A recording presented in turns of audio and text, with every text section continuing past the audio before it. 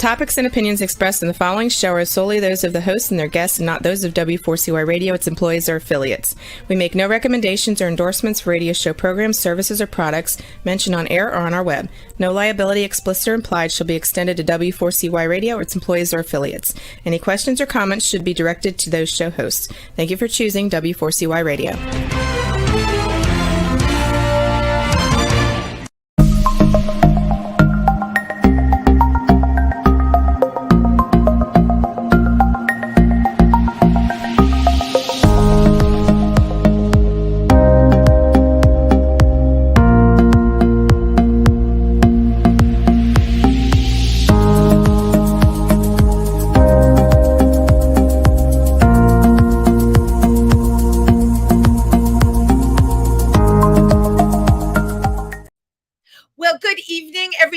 And welcome to Triversity Talk. I am Wendy Stewart, and as always, I am so happy to have you here with Wendy on Wednesday. So thank you for joining us tonight. We have a great show in store for you. But first, I always like to get my announcements out there. If you visit our Triversity the Pride Center site on Facebook, you can certainly give us a like, but you will see upcoming, we have a lot of events, and I want to tell you all about the Halloween weekend. It's a big one. We'll be featuring 50 Shades of Gay, the show, and then a dance party after on October 28th. That's a Saturday. And we also offer an overnight option because all of this is happening at Camp Reimagine in Huguenot, New York. And if you want to stay overnight, you can get information on actually staying at the camp. And then the next day, we're going to have fun and games, right? It's Halloween. What could be better than fun and games on Halloween? So again, all of that information about 50 Shades of Gay and our entire Halloween weekend, sponsored by Triversity, will be found on our Facebook site. So there you go. So, I have had so many discussions with our former Vice President Triversity, Simone Krause, who's an incredible speaker in her own right. And you can find her everywhere. Now she heads up a group called Homeward. And Simone and I talked about voice modification when someone transitions. And many people talk about it. Some people look to change their voice. Some people keep their voice the same way it is, but it's certainly become a very hot topic. So tonight I have with me a speech pathologist with 16 years training in speech medical pathology, which she worked with people that had strokes, but now she is working with people that have transitioned and how really to make their voice match who they have now become. So please welcome speech pathologist Meredith Force Cozzarelli. Hi, thank you so much. Thank you so much for being here. As you heard me say, it is a hot topic. I certainly want to get into your background, but one thing I've noticed, because I know a number of people who've transitioned, and when people transition, of course, later in life, things are developed in a different way often than when it's earlier in life, right? And I know people that have said, gee, is my voice too low? Maybe I need to do something about it. I know people that have had surgeries to shave the Adam's apple down. I do not know how that affects voice. This is all your territory. But you know what, Meredith, you're going to be a wealth of information here for us tonight. I have never had anyone on that did what you did, and it's very important. I try and use my shows to help people and really to educate the public into all of this. So without further ado, take it away. You've been a speech pathologist for 16 years. Yes, actually, I did my math wrong. 17. 17. My God, yeah. And I was in the medical field for about 16, and I've been a clinical educator at William Patterson for 10 years. And about 2 years ago, I've always loved voice, and I've worked with voice for probably the majority of my career. And I've always been interested in gender affirming voice. I actually heard about it when I was in graduate school. or I was Right. applying to graduate school. I applied to Loyola down in Maryland. I didn't end up going there, but they actually had a gender affirming voice clinic because Baltimore has a very strong and very vibrant LGBTQIA plus community, but also a lot of there's a lot of drag shows and performances down there. So people would come to work on their voice so they could perform really well. Oh, that's really interesting. Yeah. So it really, because we know there's a huge difference between performing drag and transitioning, right? I always clarify that. Totally different. Yeah. Right. But so people would come to you just to work on their voice. They hadn't transitioned, and it was, I guess, to help their performances, right? Well, so I didn't end up going to school there. So I'm not really sure how their clinic ended up working. So, but that's where I started to kind of get some information and get like an interest in it. And it wasn't until about 2.5, actually almost 3 years ago that I started to really understand what was like how gender affirming voice works. I started to do a lot more research with it. And at William Patterson, we started offering services for gender affirming voice in our speech and hearing clinic.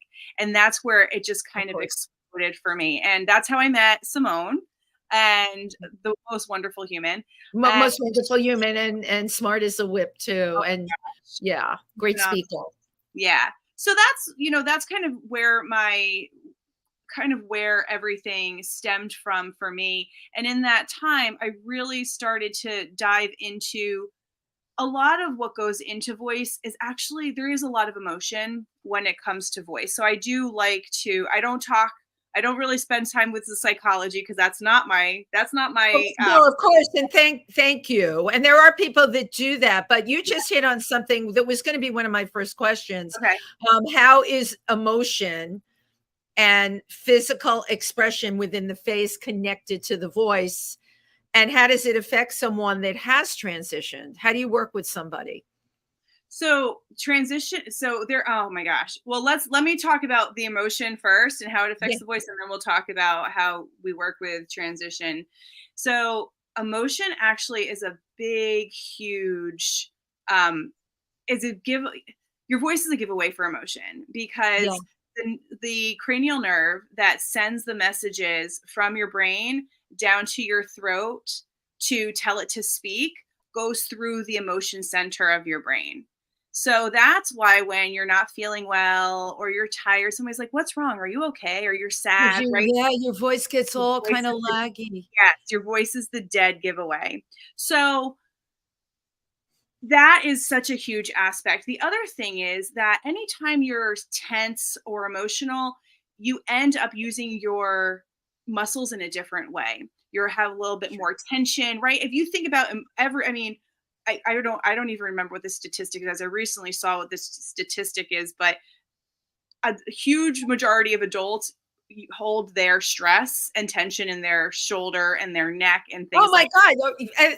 Absolutely. Like right back here and here. And then sometimes, like if you're seething at someone, like if I'm in the subway and someone knocks into me, I feel myself right, because I'm kind of whispering under my breath something really bad. So that, right, you're holding your tension right there. 100%.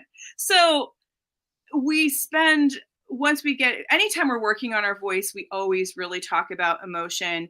And I do like to incorporate relaxation into my my training sessions with my clients.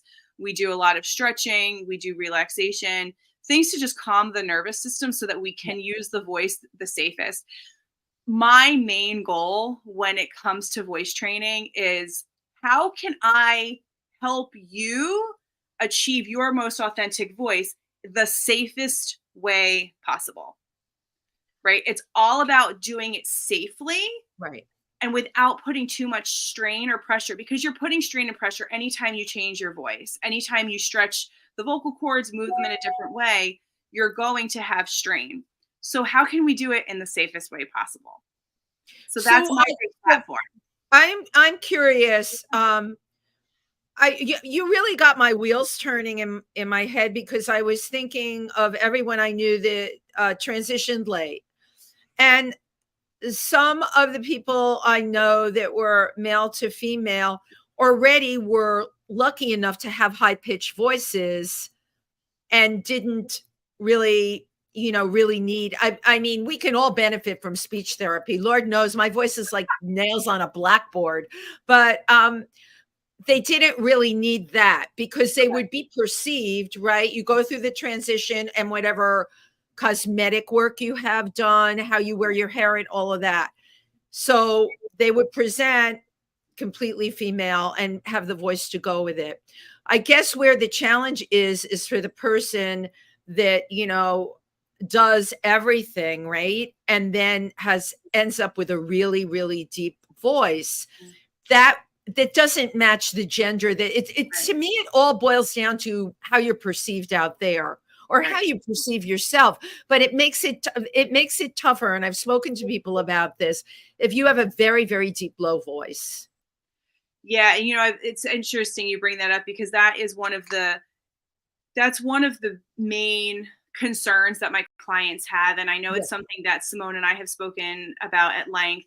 And that is that you go through all this, you spend all of this time really finding who you are, taking the brave leap to come out and share authentically who you are. And you go through hormone replacement therapy, you go through surgeries, and then all of the sudden you speak and someone's like, gives you that look, right? And I could never ever understand what that feeling might feel like. And I know Simone and I always say, she always says this to us is, you're doing life-saving work. And I mean, it touches my heart. I guess I never thought of it that way before she put it to me that way. But it really, it is, because you want somebody to be presenting in their most authentic way possible, no matter. It makes them the most comfortable, how they want to live their life. It's about a person feeling comfortable. They're living their authentic life. And you're right. Someone has gone through surgeries, hormones. I mean, absolutely none of this is easy. There's not one person I know that would call it a cakewalk. So this is a lot to go through. And then in the end, to be left, with a voice that's not matching up with the rest of you is extremely disheartening, and it can be depressing for a person. Right. There is a lot of dysphoria. One of the things that I always speak to my clients about is reminding them how brave they are and to always have grace with themselves. Yeah. That's hard, though. That's often hard because people tend to beat themselves up. Mm-hmm. And when you talk about someone's journey, when they transition, that journey is not easy, and it's easier for some than it is for others, but it's got all the other bells and whistles of discomfort, physical, mental, all of it, and then you have a voice that's not matching up. So here's an area then you can address for me and for any of our listeners. Do people do better with surgery, or can you modify somebody's voice just through vocal training? That's a really good question. So to be honest with you, I haven't explored surgery very much. The way I have met two people who've gone through the surgery, and unfortunately they have had almost like I don't know how to play. I'm trying to think of the nice way to say it. They've had a lot of damage done because. Okay. So I'm bringing that up because I know a few people, and they end up with a very high pitched, almost strained voice. That's not a natural voice either. Right. So the issue, my particular experience is, and I'm, again, I don't specialize in surgery. Obviously an otolaryngologist would do that. But my experience has been that whenever you have any kind of what we call phonotrauma or trauma to the vocal cords, you're going to have a sound that is maybe not as authentic, and you might end up having strain, hoarseness that may not go away. Same thing like happens with people who have surgery for polyps and nodules. You have to be really mindful about how you're treating the voice before, during, and after the surgeries. And unfortunately, a lot of surgeons don't prepare the clients for what their needs are before, during, and after the surgeries. I'm not going to say anything negative about the surgery because I know that there are people who have had huge success with it.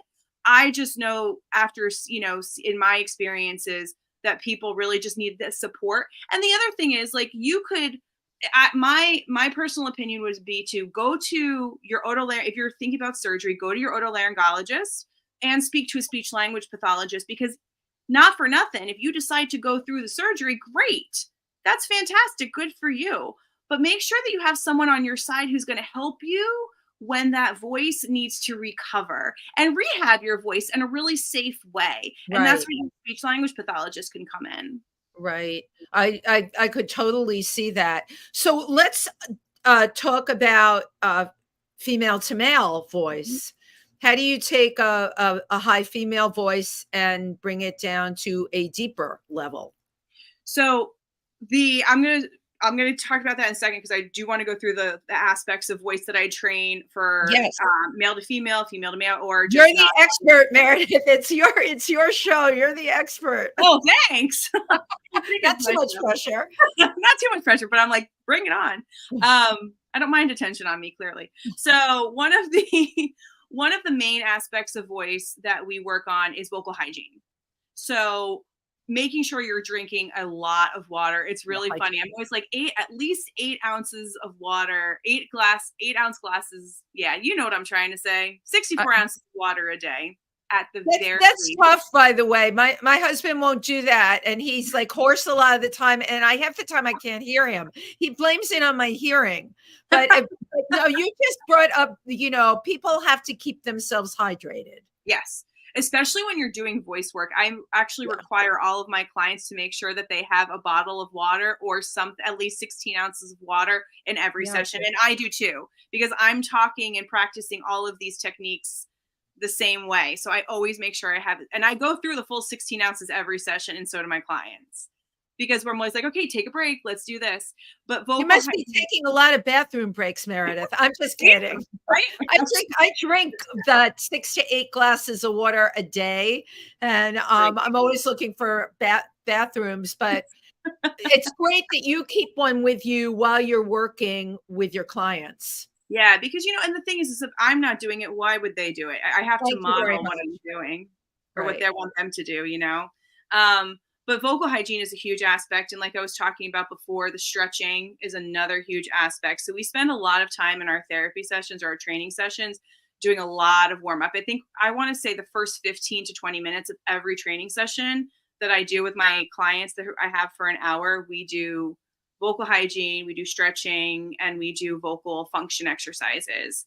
Well, you're warming up the voice is what you're doing. You have to, because if you think about the way I present it a lot of times is if you were performing as a singer or you were performing as a speaker, you would need to be warming up, right? Because you don't want to get hoarse. You don't want to strain. What we're doing with your voice essentially is causing trauma and causing stress on it. So we need to make sure that your body is super, super prepared to do that work. Right. So so vocal hygiene is a big aspect, but then again, stretching and then breath support. Breath support is like, oh my gosh, I could speak about breath support all day, every day, but really it's such, the breath and the lungs are the power for everything related to speech and to voice. So I spend a lot of time on breath support with my clients. The diaphragm, right? Yes, the diaphragmatic breathing is key. Completely key when it comes to voice training. And then we start working on frequency.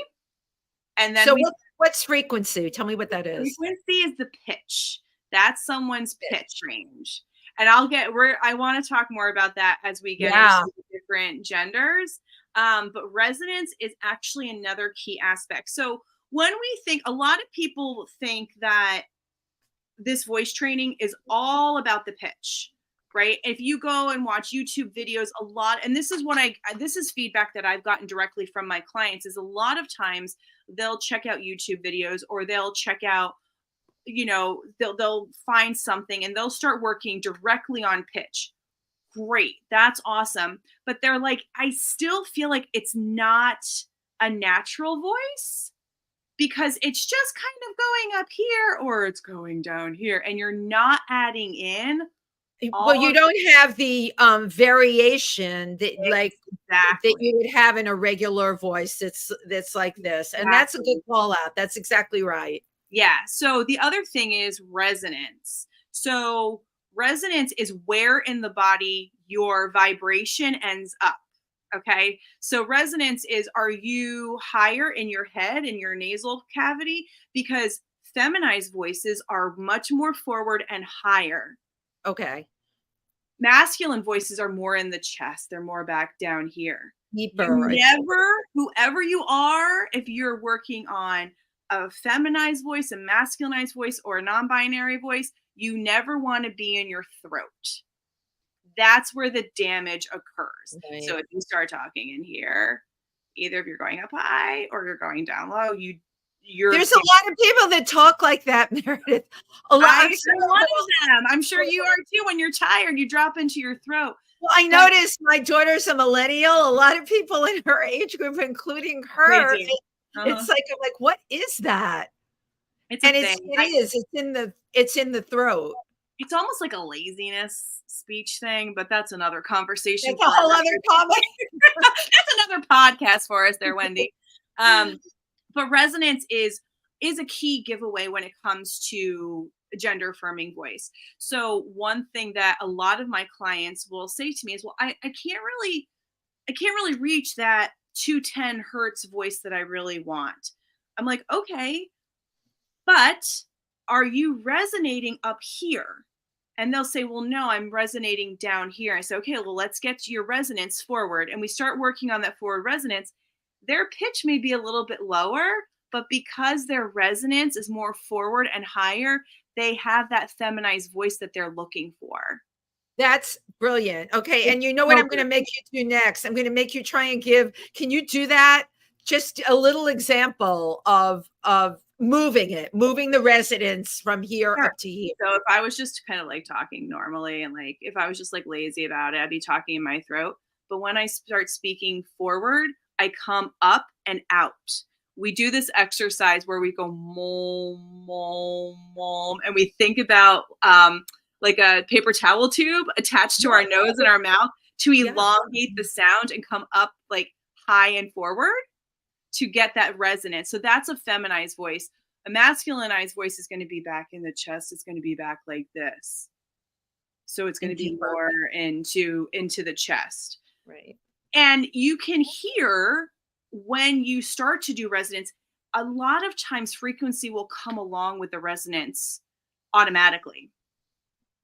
It's phenomenal. It's very interesting. It's very, very interesting. It's so funny because ever since I started studying voice rehab and then moving into gender affirming voice and really spending a lot of time with resonance, I've started to notice that my resonance has gotten better. And when I don't resonate properly, I can feel it. You can feel you can totally feel it. Totally. So resonance, again, is a really key aspect of voice. The other thing is intonation. So how much variability do you have with your speech?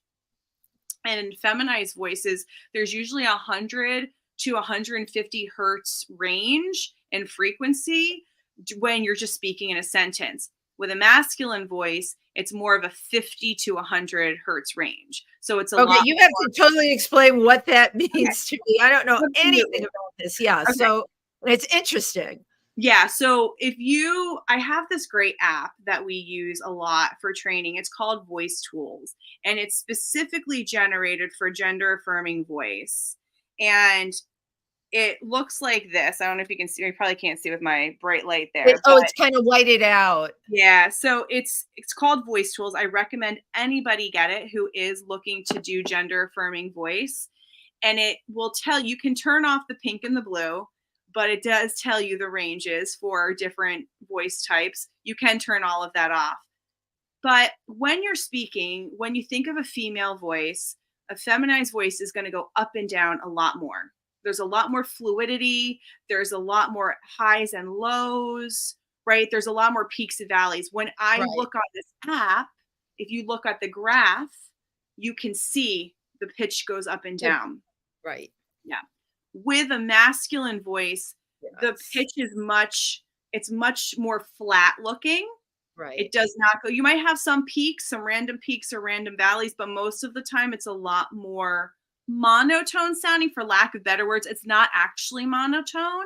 Right. But it is deeper because it's coming from a different place and it doesn't have those highs and lows of a female voice. Right. Which is where the resonance, see, so it's all kind of comes into play. So when with a higher resonance, you can, and a more forward resonance, it's easier to hit those peaks and valleys. It's easier to move between different pitch ranges. When you're back here, it's a lot harder to move between different pitch ranges. So it kind of happens automatically when you start working on intonation and resonance together. Now, if you are working with someone, say they have moderately low voice, right? And they're trying to develop a more feminine voice, for lack of a better word, how many sessions do you have to have with that person? Or is it different for everybody? It's a really tough question, I'll be honest. Yeah. It is really different for everybody.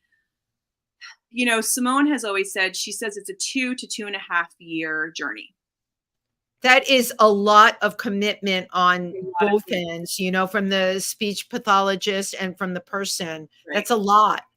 You know, and what my belief is, you know, a lot of my clients, we do our sessions in like 12-week increments, right? We work for 12 weeks. We reevaluate how we're doing. Do we want to continue working together? Do we want to hold off? Most of my clients right now have been with me for almost 6 months, and we're still working because they still have goals of wanting to achieve their most authentic voice. We do have some clients at William Patterson who've been there for over a year, who still continue to come and work with us. And I think, you know, a lot of them after like 6 to 9 months, even that year mark, most people have achieved I would say after like 3 to 6 months, people achieve about 90% of what they're looking for with their authentic voice. It's that extra 10% to push it over the top. Yeah, to really just get it to where you want it. And what I'm finding with a lot of my clients is that they will say, I just want to refine it, or I want to continue working because I noticed that this happened in this setting. So we were talking just a little bit ago about emotion, right?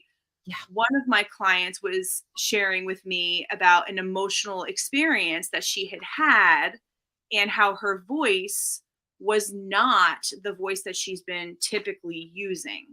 Right.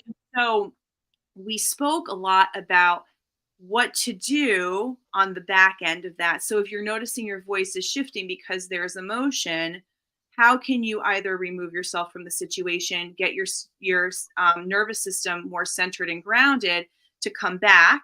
Or are you okay with your voice not sounding like your authentic voice that you've been using in that moment? Like, can you have grace? Right, because it would just be for that moment. But it's got to be a little unnerving because we all hear ourselves. And someone works with you for 6 months. And this is very hard work to change. I've had singing lessons. I'm not a singer, but I took them just for tunes I carry. And it's hard because I was told I had to have a head voice. And they keep telling me to imagine your head voice. And honestly, Meredith, I still don't know what the heck the head voice is, even if it's resonant voice I was talking about. Gotta practice your moms. Right. Yeah. You know what? You are talking about the same thing they are, but it is hard. Yeah. I can identify with that because it's very hard to remember that. Now, imagine you're in an emotional situation. We all get caught up in things, but an explosive situation. I can see how it would be easy for a person that's done all this work to fall back into a different kind of intonation set off by what they are experiencing through their emotions. Right. And, and sometimes not totally controllable, because again, That's what I'm saying. Like, how do you, physiological, right? Like you can't, it's physiological. You just cannot stop it, right? Think about yourself. When you get upset, right, you start to get a little bit more hoarse. And right? Or as I call it, losing your shit. You know, you just get like hysterical, and 100%. it manifests itself in different, the hysteria Yep. manifests itself in different ways in different people. Yep. 100%.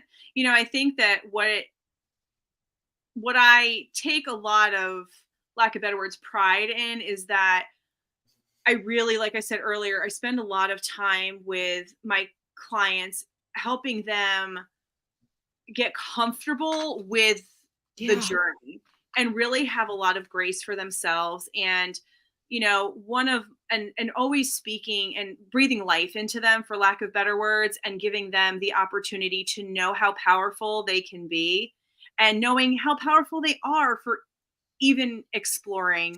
Exactly. For being where they are on that journey is amazing. Do you give them exercises to do at home? Absolutely.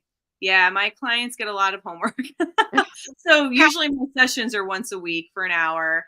And the reality is, you're going to make the progress based on the work that you put in. An hour a week with me teaches you the skills and teaches you the strategies. And I have a very methodical way of presenting each aspect of the voice and making sure that as we present it, we are adjusting what your specific needs are.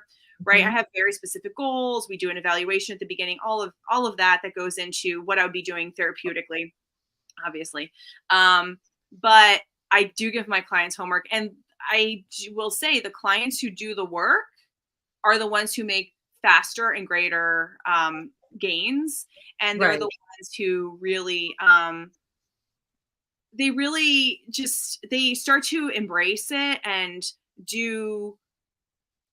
they start to use their voice outside of our training sessions, which is what needs to happen anyway. Right. Yeah, I find that they're a lot more comfortable trying their voice out when they've been practicing on their own. Of course, because that builds confidence in 100%. someone. Yeah. How long do you recommend someone practicing every day? For how long? Honestly, I tell them, I say, you know, do the warm-ups once a day. Do them in the shower. They only take 10 minutes. Do them while you're brushing your teeth, whatever you need to do. And then do the practice 15 minutes twice a day.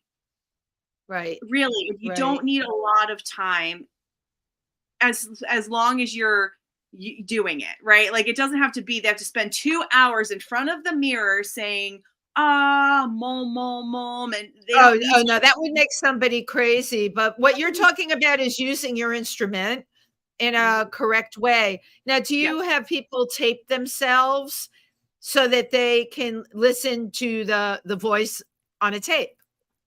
Yeah. So what's really great is that app that I showed you, the Voice Tools app. Yeah.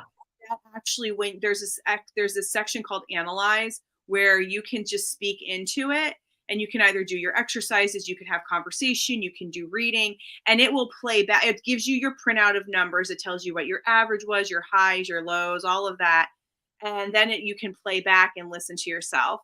I want to say about 50% of my clients are okay with listening to themselves. Others are like, nope. I definitely have some who refuse to listen to themselves.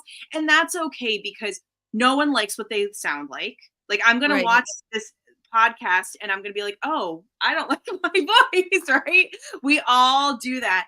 But just depending on a person's level of dysphoria as well, right? And level of comfort in their journey, that also plays a role. And so I give so much flexibility. I never require anyone to ever listen to their voice if it's not feeling right for them. Right. Because that would be destructive and only make a person really uncomfortable to have to do that. Yeah. Now, from people that you've worked with, this is something I wondered about. Hormones can change things drastically in all of us. Have you noticed it?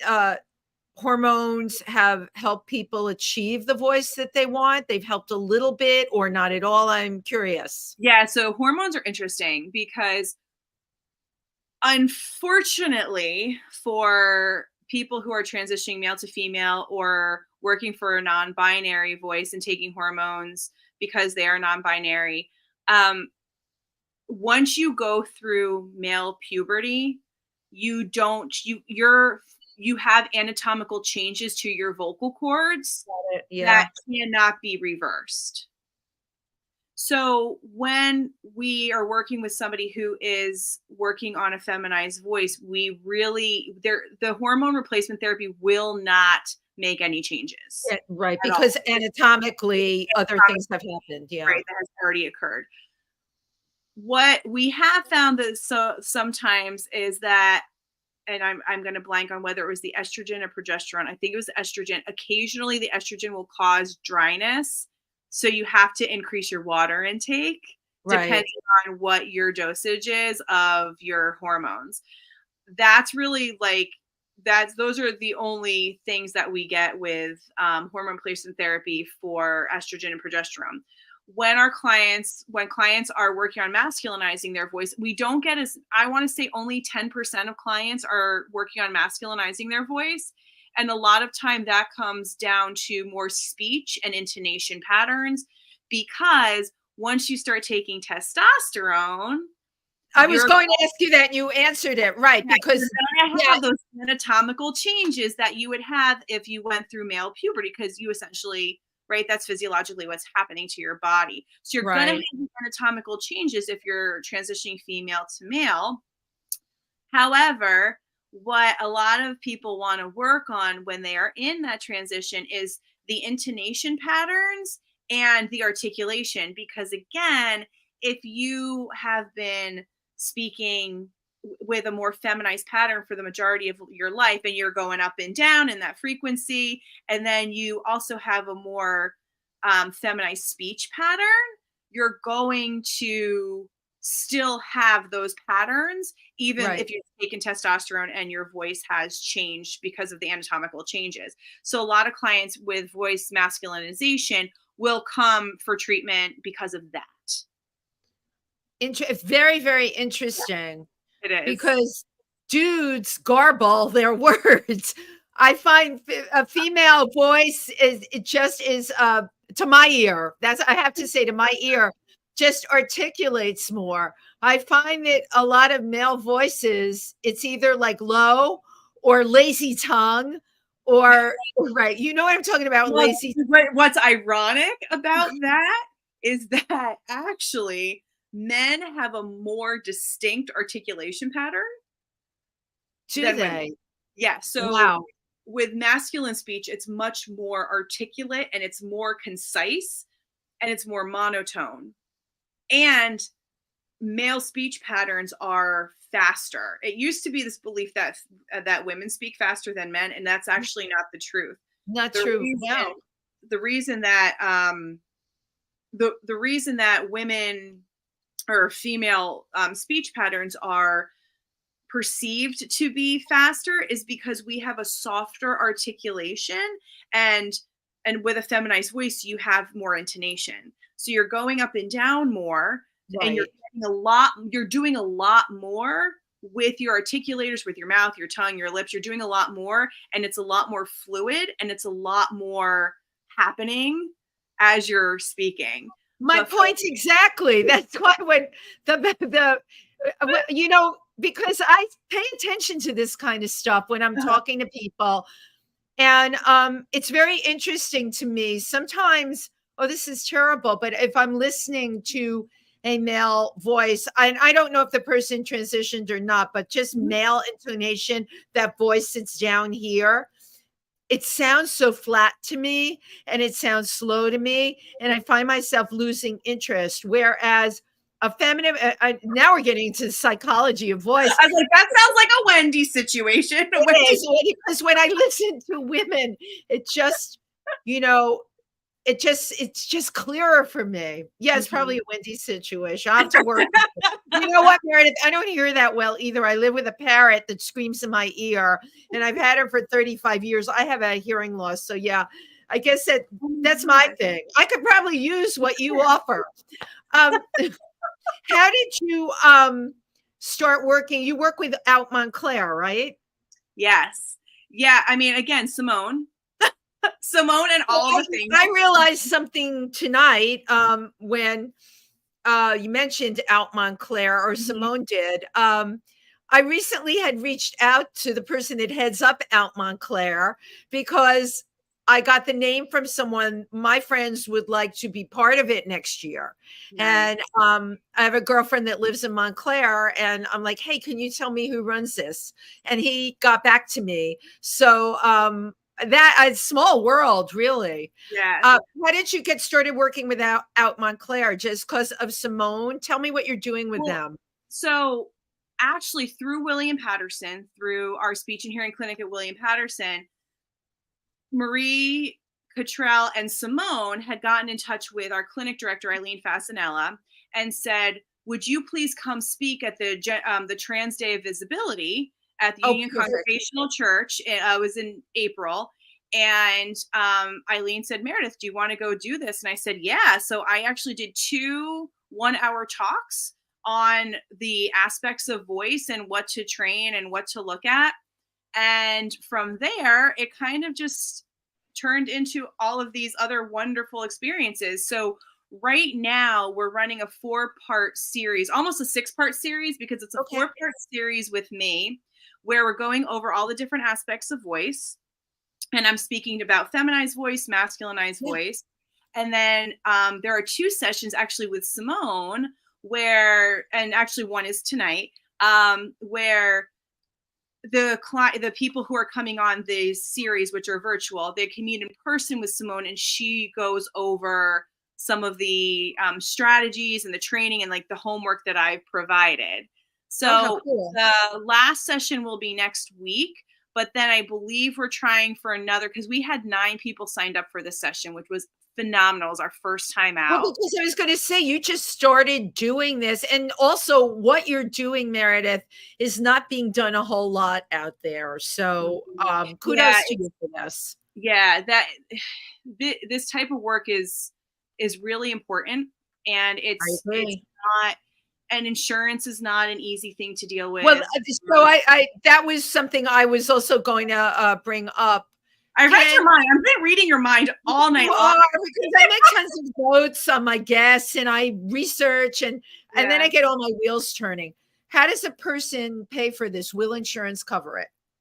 Okay, so insurance is interesting. I'm still learning a lot about the insurance. My personal services are private pay, because insurance companies are very challenging for me as a practitioner to work with. Absolutely. What I do with most of my clients, is actually all my clients who request it, is I provide them with a super bill at the end of every month, and they can submit that for out of network coverage.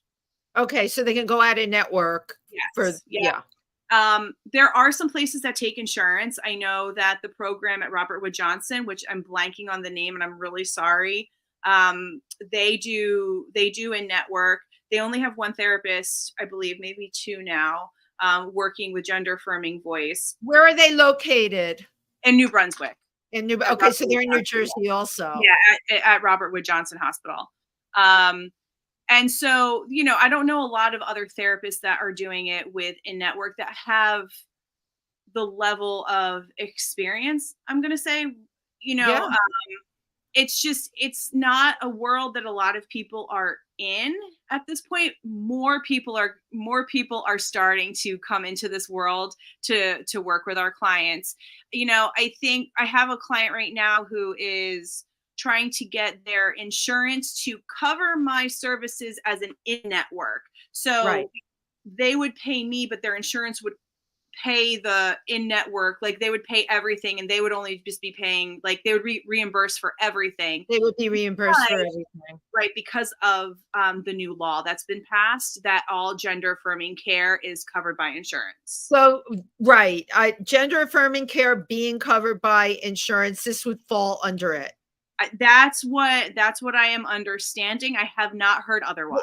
Wouldn't that be, if that really does happen, wouldn't that be great? Because I think it would be awesome. And I really, it would be wonderful for my clients to be able to receive this care from the insurance company. The other problem is that I have run into with a couple of my clients is that even though they've submitted for out of network, their insurance company doesn't cover any voice training at all.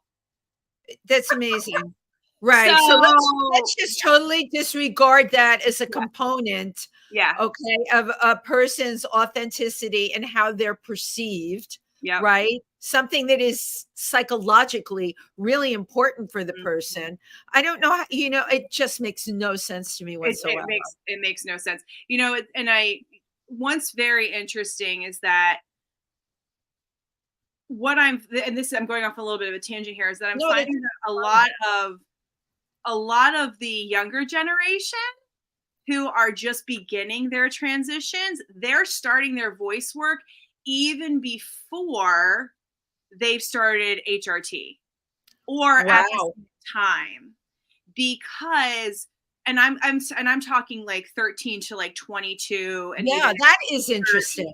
Yeah. And Simone and I have talked about this a lot, and it's a very interesting dynamic, because they're like, it's a dead giveaway, and I'd rather present physically and auditorily to the world before everything else that you can't see is changed. Wow, that is something no one has talked about on the show, and this is, of course, the kids that are coming up. Yeah, and they have a different perception of what they want for their truth. That's really interesting. Wow. I am telling you, trans youth are so cool. They're so much fun and like such neat. I mean, they're really cool. You're right.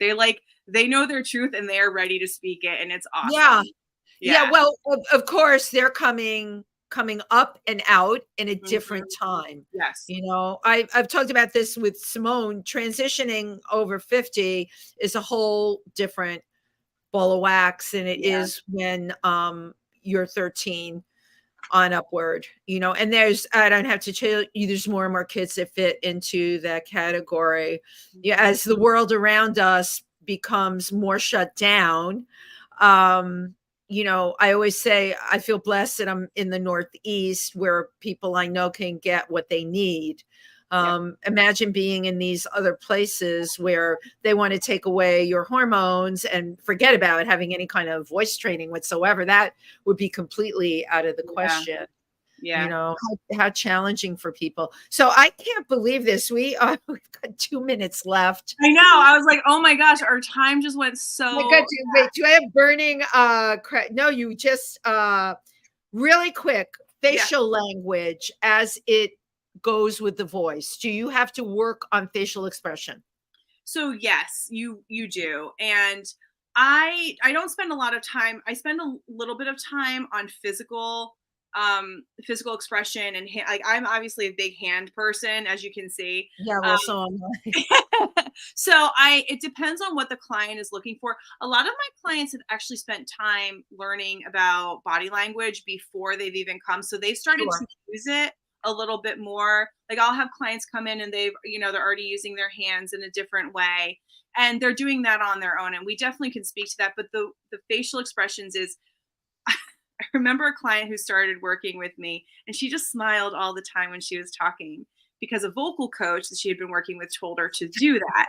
And it's like, well, no, because I'm not just going to sit here and smile like this. Like this, that's not natural. I still move my mouth, but it's the articulation. So when we think about the way our mouth moves, our tongue moves to make our sounds, with a feminized voice, there's just a lighter touch, and we don't, like a feminized voice just doesn't go in and out as much, right? So it's just a bit more relaxed of a look to the face. Whereas with a masculine voice, there's just more movement like this, right? Because there's so much involved in this, Meredith. There is. I have to thank you. A really informative session with you tonight, and I learned so much. And I hope our listeners learned a lot. And my goodness, I love what you're doing. Continue to pay it forward the way you are. How do people find out more about you or reach you? Sure. So I'm on pretty much every social media platform. I'm not on TikTok. Haven't gotten on TikTok yet. That one I just can't. But I am. You can visit my website. It's www.llc.com/ Somebody stole my whole name before I even got my website. And then my email address is speakyourtruthllc@gmail.com. Perfect.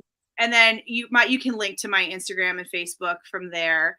But yeah, I'm happy to answer any questions that anyone ever has. And I am so beyond grateful for you offering this. Well, we're so beyond grateful to have you here with us tonight. I can't tell you. And a big shout out and thank you to Simone Krause. Oh my God. You are a rock star. I always tell you that, but very appreciative. Parting shot, Meredith. I always do a shot of my guest cheese.